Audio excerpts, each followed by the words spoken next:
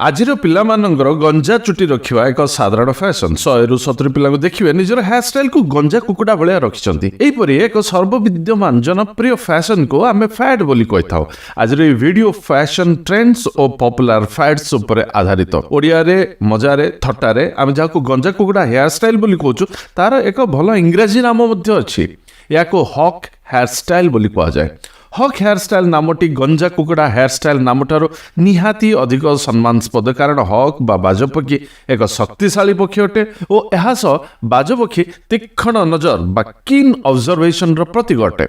वर्तमान किछि इंग्रजी शिखिबा एक सहज और आदर्श वाक्यटी कहबी लेखि रखंतु।